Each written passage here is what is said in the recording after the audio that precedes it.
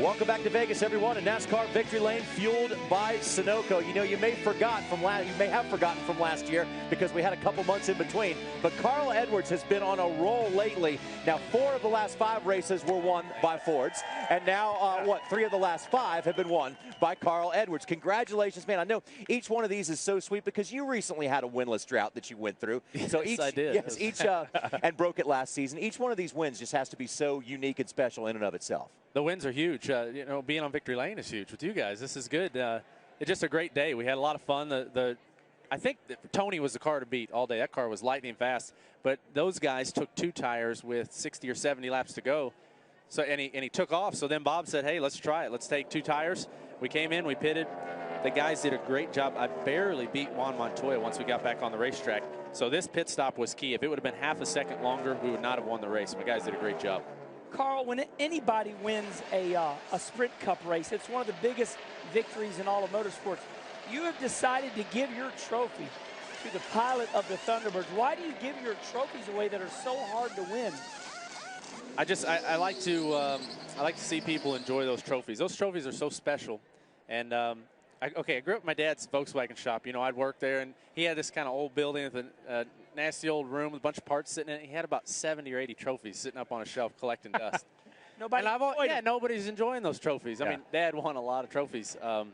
And so I saw a guy at my local dirt track giving them away, and I thought that's a great idea. And these Thunderbirds, if you guys haven't been over there, you got to go check it out. It's an amazing group of guys. They represent the Air Force wonderfully, and they showed me a lot about commitment to what you love. So they'll have that trophy over there at their hangar.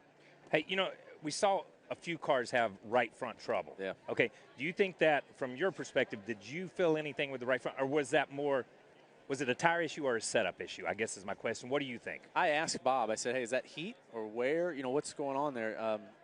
And he didn't know. He wasn't able to tell me during the race. So I don't know exactly what happened.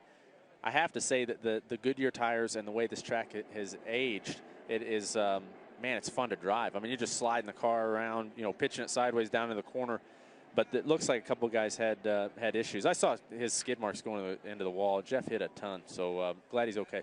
Now, Carl, were you messing with Bob or were you serious? Did you hear some top-end noise? I really did hear some noise. But, man, you hear everything. When you're leading the race, you know, and it's like 5 to go, you start hearing things and feeling vibrations. And right at the end of the straightaway, it sounded like it was missing a little bit, like a valve spring was having a little bit of trouble. So we'll take it apart and see. But, you know, it just – you got all the nerves going. You want to win so bad, and sometimes you imagine things. So it might have been that. Okay, you won the last 2 races last year with the old car. Yep. We've run 3 races with what I consider a new car because it's a new nose. And we saw guys get in the corner side by – I didn't see you side-by-side race with anybody. You just blew by them on the outside or blew by them on the inside.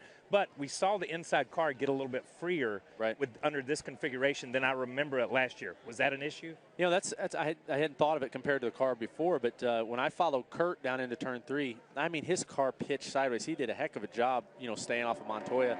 But I mean, that was unbelievable, you know, how hard his car yawed when he went down the corner. He did a really good job saving it. But I don't know. I don't know if it's the new car or if it's just how slippery this racetrack is. It's a really tough racetrack to get a hold of. Carl, every year there's a team that rises to the front, like Hendrick Motorsports. Now all of a sudden, here we are with all the Roush cars qualifying up in the top 5. We've seen Marcos Ambrose in a Ford finishing 4th. Why are you guys so fast at the end of last year and the start of this year? It's a really good question. In the offseason, I called Bob. I called Bob. I called Robbie. I called an engineer. I said, "Why are we so fast all of a sudden? You know, there's just something I don't know." Because they won't tell me everything, you know. And they say, no, it's just that there's not one special thing. It's that the engines are a little better. They've been working hard on the bodies. They've been working hard on the chassis. They've been working hard on the simulation stuff. Robbie Reiser is the man. I mean, he runs that shop really, really well. Jack is doing a great job keeping everybody motivated like he always does, and it's just the whole team's coming together. But that engine, I think, is the key. The engine's huge.